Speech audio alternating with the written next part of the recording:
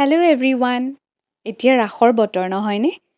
মোৰ যিহেতু জন্ম গুৱাহাটীতেই, সেইটো কাৰণে ৰাসৰ সবিশেষ মোৰ জ্ঞান নাই। তথাপিও মোৰ মা নলবাৰীৰ কাৰণে নলবাৰীৰ ৰাস হেনো তেওঁলোকে চাবলৈ গৈছিলে সৰুতে। তেওঁৰ মুখৰ পৰাই মই ৰাসৰ কথা গম পাওঁ আৰু গুৱাহাটীত যে ৰাস হয় সেইবোৰ মই গম পোৱা নাছিলোঁ বহুত দিনলৈকে। এই ৰিচেণ্টলিহে গম পালোঁ। চ' আজি ভাবিলোঁ লখৰাৰ ৰাসত এবাৰ গৈ আহোঁ। চ' ফাৰ্ষ্ট মই ৰাস চাবলৈ গ'লোঁ। এইবাৰ ৰাসত ইমান এটা মানুহ নাই, আপোনালোকে সকলোৱেতো গমেই পায় কাৰণটো কিহৰ কাৰণে। তথাপিও যিহেতু নিয়ম আগৰ পৰা পতা হৈ আছিলে, চ' এইবাৰতো নপতাকৈ কেনেকৈ থাকিব, হয়নে নহয়? সৰুকৈ হ'লেও চিম্পলকৈ হ'লেও পাতিছে তেওঁলোক। তাত গৈ যে মোৰ ইমান ভাল লাগিলে, চাৰিওফালে ভগৱানৰ মূৰ্তি এটা ভাল ফিল এটা হয় আৰু যিহেতু কৃষ্ণৰ ষ্টৰিবোৰ জানোৱেই, সেইটো কাৰণে সেইবোৰ দেখি থাকি চকুৰ ফ্ৰণ্টত তেতিয়া বেছি ভাল লাগে। আৰু পৰিৱেশটো ইমান ধুনীয়া, লাইটৰ ইমান ধুনীয়া লাইটনিং আৰু লগতে তাত বহিছে মীনা বজাৰ, বহুত ধৰণৰ খেল ধেমালি কৰিব পাৰে, ল'ৰা ছোৱালী যাইতো খুব এনজয় কৰিব। আৰু লগতে বহিছে মেলা, ইমান কম দামত বস্তু পায়, মাত্ৰ 30 টকাতে এগাল বস্তু আনিব পাৰে, বহুত বস্তু পায়। আপোনালোকে এবাৰ যাব পাৰে, এনজয় কৰিব। আৰু মই কোনো প্ৰমোশ্যন কৰা নাই দেই। মই বাৰু মৃন্ময় মূৰ্তিৰ ৰাসবোৰ চাইছোঁ, কিন্তু উজনিৰ ৰাস চাবলৈ বৰ মন আছে।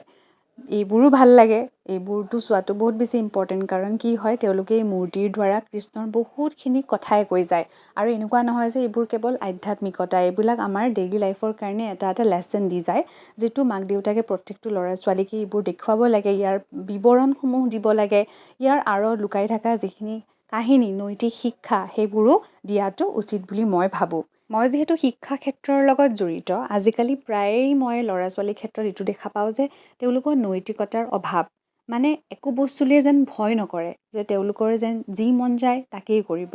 হয়, ভয় নকৰাটো বহুত ভাল কথা, কিন্তু কিছুমান বেয়া কাম হয়, সেই ভয়টোৱেই কিন্তু মানুহজনক সেই বেয়া কামটোত লিপ্ত হোৱাৰ পৰা কেতিয়াবা বচায়ো। আপোনালোকে নিশ্চয় অনুভৱ কৰিছে চাগে জীৱনত। চ' ভগৱান বুলি নহয়, কিন্তু এটা শক্তি বুলি হ'লেও আমি ল'ৰা ছোৱালীক এইটো জ্ঞান দিয়া উচিত যে আমাক এটা শক্তিয়ে এনি টাইম ফ'ল' কৰি থাকে। তাৰ কাৰণে আমি বেয়া কাম বা বেয়া কথা এইবোৰত আমি মনোনিৱেশ কৰিব নালাগে।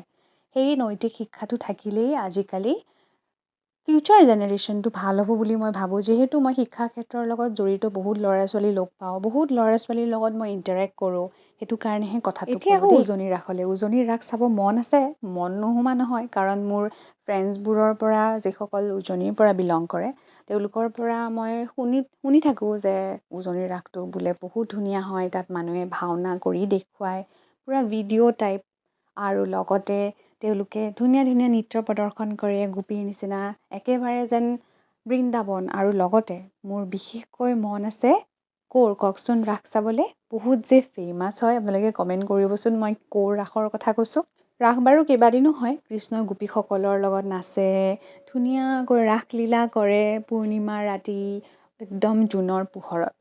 ভাল লাগে ন ইমেজিন কৰি বস্তুবোৰ। সঁচাকৈ আপোনালোক ক'ৰ পৰা মোৰ ভিডিঅ' চাই আছে, আৰু আপোনালোকে ৰাস চাব গৈছেনে নাই বা ক'ত যোৱাৰ প্লেনিং আছে জনাব দেই। Thank you so' much.